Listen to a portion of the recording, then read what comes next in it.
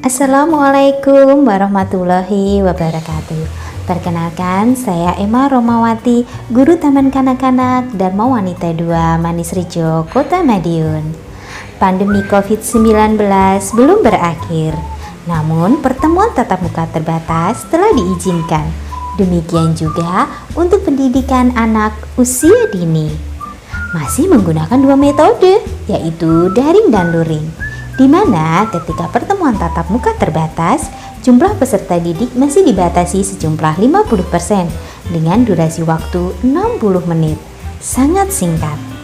Untuk mengatasi hal tersebut, saya melakukan praktek baik dengan judul Gerak Berproyek. Hal itu saya lakukan dengan tujuan untuk mengatasi learning loss yang disebabkan oleh pandemi COVID-19. Kegiatan pembelajaran gerak berproyek yang saya lakukan tetap mematuhi protokol kesehatan. Lalu, apa itu gerak berproyek? Yang pertama yaitu gerak. Gerak yang saya maksud di sini adalah kegiatan praktek langsung yang dapat menstimulasi perkembangan motorik kasar anak pada khususnya. Hal tersebut saya lakukan karena laporan dari orang tua di mana sebagian besar anak-anak pada kegiatan belajar dari rumah lebih banyak bermain gawai.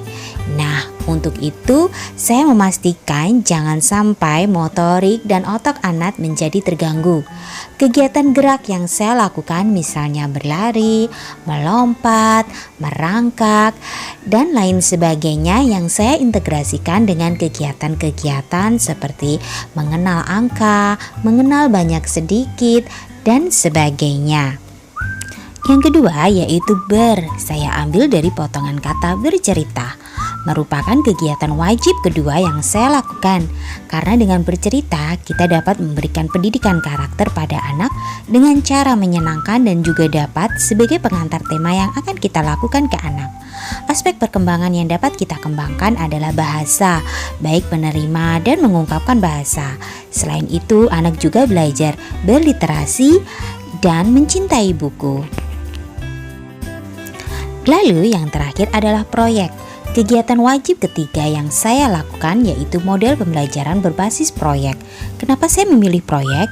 Karena dengan pembelajaran proyek, semua aspek-aspek perkembangan anak dapat terintegrasi di kegiatan-kegiatannya. Selain itu, kegiatan proyek dapat meningkatkan kemampuan anak dalam memecahkan masalah, kemampuan berpikir kritis dan fleksibel, melatih anak berpikir tingkat tinggi, dan mengurangi masalah perilaku anak di kelas serta mengembangkan keterampilan sosialnya.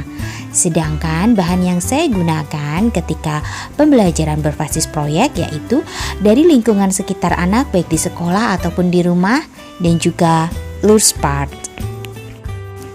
Langkah penerapan gerak berproyek. Pertama yaitu persiapan.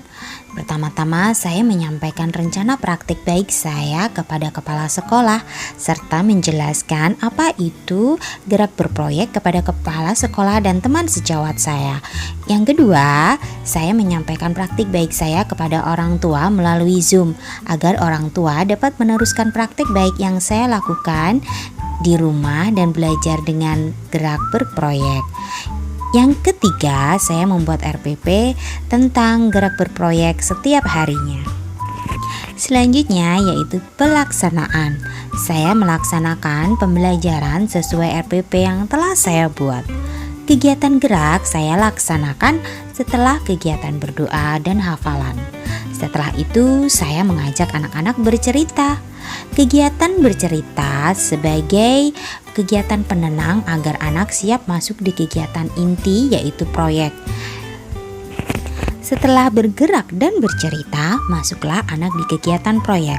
Selama kegiatan proyek, saya menggunakan pendekatan saintifik, yaitu mengamati, menanya, mengumpulkan informasi atau mencoba, menalar, dan mengkomunikasikan. Dan yang terakhir, penilaian. Penilaian yang saya laksanakan masih sama seperti biasanya, yaitu checklist, hasil karya, dan anekdot. Setelah penerapan kegiatan pembelajaran gerak berproyek, saya menghasilkan dampak terhadap kegiatan tersebut, yaitu anak-anak lebih senang dan semangat dalam belajar. Kedua, muncul merdeka belajar bermain pada pembelajaran PTMT. Ketiga, perkembangan anak di 6 aspek perkembangan lebih meningkat. Dari dampak tersebut, saya mengambil tindak lanjut, yaitu memberikan buku penghubung kepada orang tua tentang kegiatan-kegiatan yang saya lakukan selama PTMT di sekolah, dan memberikan laporan mengenai dampak praktik baik kepada kepala sekolah. Demikian tadi praktik baik yang saya lakukan gerak berproyek di TK Dharma Wanita 2 Manis Rejo, Kota Madiun dalam mengatasi learning loss yang disebabkan oleh pandemi COVID-19.